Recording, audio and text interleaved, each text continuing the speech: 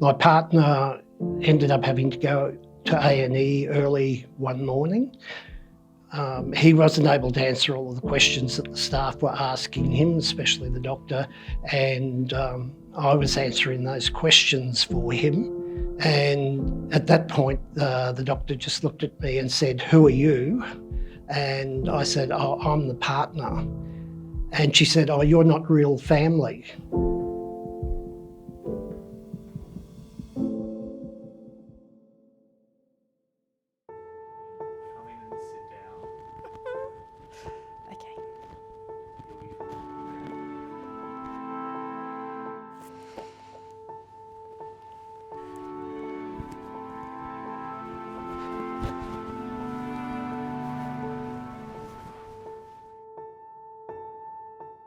I feel very lucky that my experience of healthcare has been a positive one up to this point, and I know that's not the case for everyone, particularly in regional rural areas.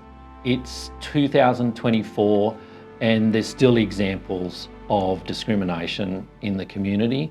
There's a lot of data out there that shows that LGBTQI+ people are quite marginalised in the health community. Their care is compromised by virtue of the fact that they don't feel culturally safe. I am a mother of a transgender daughter and a gay son, and we're obviously very worried about Clara because she has been using the healthcare system quite a lot. It's also about the staff who work in the healthcare system that do feel that they're unable to live their true identity when they're at work. Bringing my whole self to work as a social worker in emergency means that I can be present and get on with my job, and I'm not worried about being discriminated in the workplace. I don't want to see one of my children be treated the way that I've seen people be treated in the healthcare system. If we want to be a better healthcare system, we need to do something about it. In your words, what is the pride in Southern Promise? I believe the pride in Southern Promise is a commitment to our community and to our workforce, that we acknowledge that things haven't been great in the past and we are striving to make it better.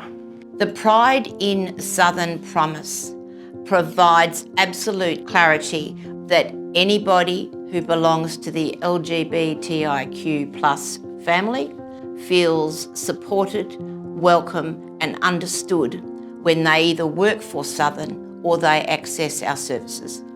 We're promising our consumers that we will listen to them, involve them in their care. The promise is about putting in writing what we hope to achieve over the next few years. The promise is pretty all-encompassing. We talk about care that's safe, care that is tailored, and care that's within reach. For me, that's all about making sure that people feel like they can get the right access to services, but also feeling comfortable. I love that they've used the word promise. They haven't used strategy, they haven't used guidelines. They're making a promise to the community and they're making a promise to the staff that this is going to happen. And I think that's really important. Why do we need the pride in Southern Promise? Because people will avoid a health system if they don't feel safe or supported. Having been on the receiving end of some pretty awful discrimination at work, I think we're promising that we are not that place and we're not that people. I want people to come to work and enjoy doing their work and working with their patients and clients and with other people. What the pride in Southern Promise says is we are thinking about you, we are including you, and we recognise the value that you bring to our organisation. I really, really hope that especially my transgender daughter won't be discriminated towards and that she will receive the same health care as anybody else. Safe care would be being able to drive up to a hospital and not have a panic attack about walking into the front door. Being able to go into an emergency department and know that that team is going to treat you fairly and not discriminate against you. My vision is that people can bring all of themselves, staff and consumers, and get the services that they need. For all that to happen, they have to feel safe. So inclusivity demands that there's a space that people feel safe. I think we owe it to the people that we serve to be taking the very best care of them that we can. And that means addressing some of these health disparities and making sure that people have access to the right care. And so I would like to think that the only way is up.